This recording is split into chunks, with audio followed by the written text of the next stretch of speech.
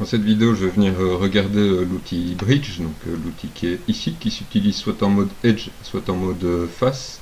Donc typiquement, on l'utilise en mode... on peut commencer par l'utiliser en mode Edge, et on va connecter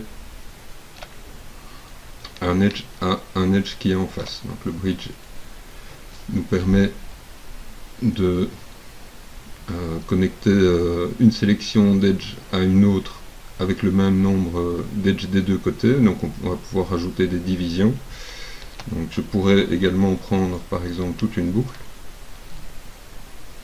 et effectuer mon bridge ici, donc rajouter si je veux des divisions. Alors on pourrait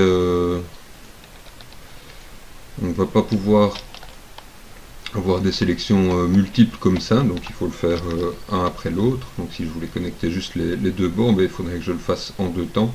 Donc ici, all. Si je fais un bridge, je vais avoir un comportement qui ne sera probablement pas celui que je veux, donc il faut vraiment que j'y aille en plusieurs temps. Alors on pourra faire quand même quelques réflexions. Donc ici, voilà. Alors si je veux connecter maintenant les trois edges du dessus ici aux trois edges en face, il faudra que je sois prudent. Donc si je fais simplement le bridge ici, je vais me retrouver avec un problème. Donc on va aller regarder l'affichage des bordures. Donc ici ça a l'air de bien se passer, mais si j'avais plus de divisions, on voit que j'ai un souci ici, parfois quand on fait des bridges, qu'il faut être attentif à ce qui se passe sur les connexions ici, c'est-à-dire à ne pas laisser d'edges qui seraient des edges de bordure superposés. Donc dans le pire des cas, on essaye de trouver une autre solution, mais voilà, il faut en tout cas être attentif sur ces zones-là. Alors on peut faire également des bridges entre sélections de face, donc c'est en gros exactement la même chose.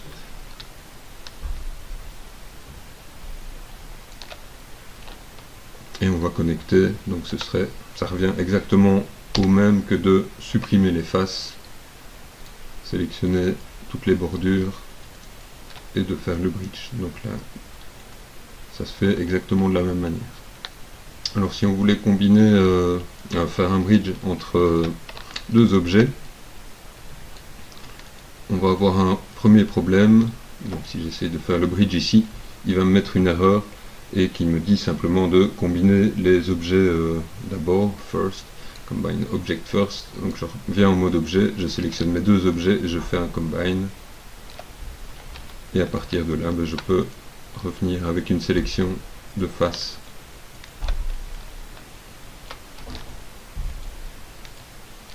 Effectuer mon bridge. Alors on peut effectuer des bridges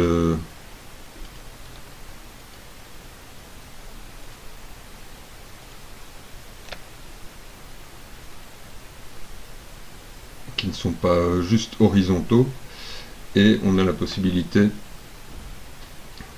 d'utiliser quelques options. Donc on va pouvoir choisir ici de faire un blend ici, et donc d'obtenir une sorte de courbure comme ça qui va partir sur nos deux directions normales d'origine. Donc je pourrais essayer ça ici, je fais un bridge, je mets plus de division et je change ceci en blend et je veux obtenir une sorte de pont ici. Alors on a quelques paramètres, le taper qui va nous permettre d'affiner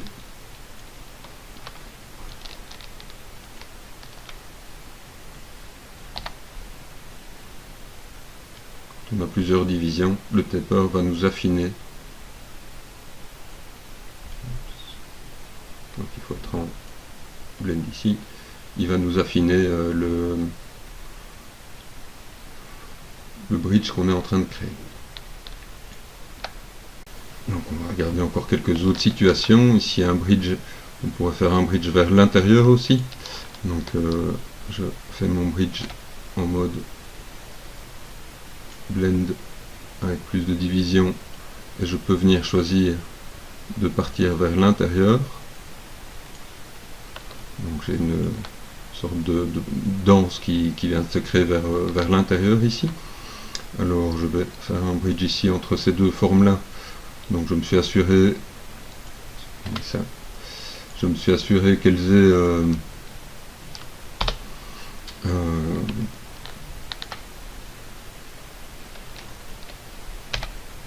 aient le même nombre de côtés au préalable.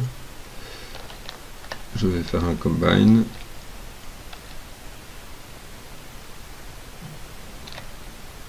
Sélectionner les faces du milieu. Donc je n'ai pas spécialement besoin de voir. Enfin voilà, je peux par exemple faire mon bridge jusqu'à cette hauteur là. Et utiliser des divisions et le taper. Je suis en mode blend, le taper pour obtenir une jonction agréable. Encore un autre exemple ici où on va commencer par combiner nos différentes parties. Venir ensuite sélectionner les faces ici au centre, donc je vais prendre un vertex là, ici, convertir en face, agrandir pour avoir deux cercles au-dessus et supprimer de ma sélection avec CTRL ceci en dessous. J'effectue mon bridge. Donc on a toujours le bridge offset éventuellement qui nous permet, si on n'était pas juste, de venir se reconnecter droit. Le nombre de divisions, le taper qui peut nous aider à voir, donc on peut réduire la vitesse ici, on va avoir une bonne sensibilité ici, et mettre un nombre de divisions agréable. Alors je vais prendre les faces du plateau ici.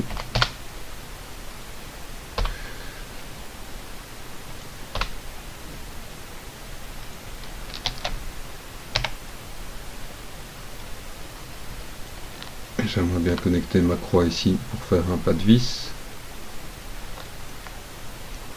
Donc mon bloc ici, je supprime la sélection ici, je vais d'abord le retourner. J'ai une correspondance 16 ici et 16 ici, je peux le lire ici. Donc je sais que ça devrait se connecter sans problème. Donc je sélectionne mes deux bordures et j'effectue un bridge. J'ai besoin de décaler un peu ici. Donc ici.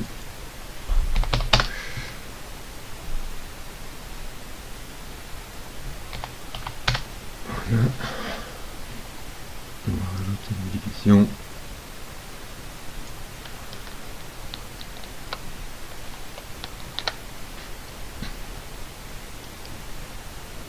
Et je pourrais terminer par exemple par un petit bevel ici pour arrondir un peu l'angle.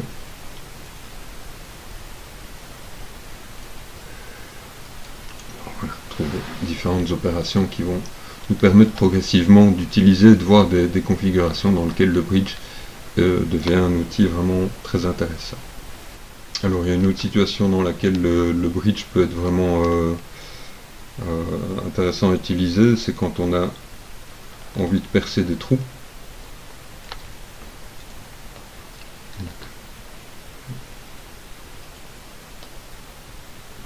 On va faire une sélection de face au bas, comme ça ici, avec la sélection de zone. Je fais par exemple, peu importe ce que je fais en tout cas une sélection d'un bloc au-dessus et j'ai exactement la même sélection en dessous. Et le bridge me permet en ancrant de faire une connexion de ma bordure de sélection du dessus à la bordure de sélection du dessous. Donc ça marche vraiment assez bien. Alors on a encore une autre possibilité, je vais faire une sélection particulière de face ici, donc avec la touche Tab par exemple.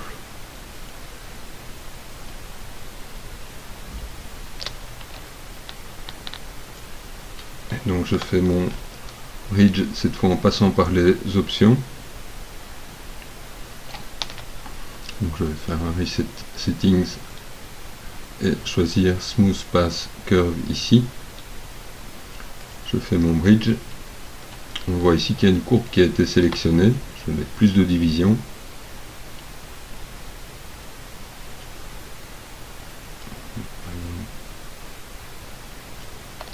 Un nombre impair de divisions ici.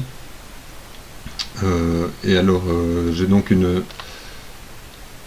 courbe qui a été sélectionnée, qui a été générée. Peut-être pas très facile à visualiser ici. Je vais revenir en mode objet. Elle est ici, cette courbe. Et donc quand je fais un clic droit dessus, je peux accéder au contrôle vertex. Les contrôles vertex sont des moyens, donc c'est les petits points violets qu'on voit ici dans l'interface et qui vont permettre d'ajuster plus précisément la forme de la courbe.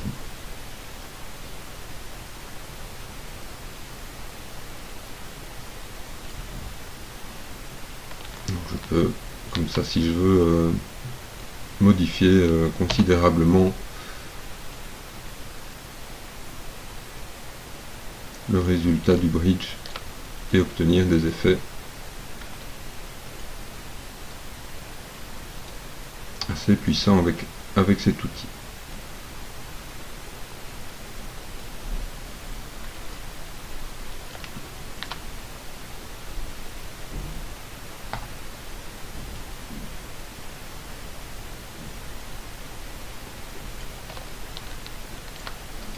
Donc je peux toujours compléter ça avec la manipulation du taper.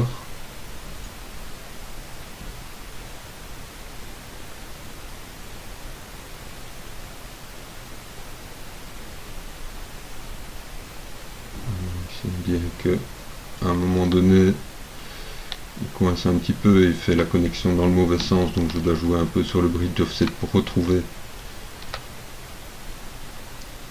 une bonne connexion.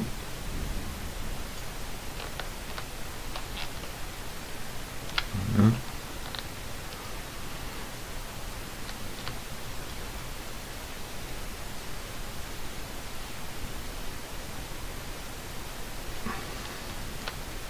Alors j'ai même le taper curve qui me permettrait d'aller plus loin encore en choisissant la forme de mon écrasement ici au milieu. Donc je peux peut-être me mettre en spline ici, qui sera plus agréable.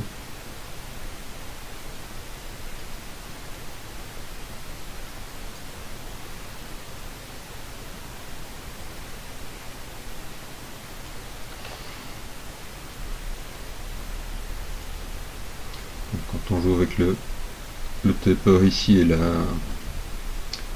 et la courbe,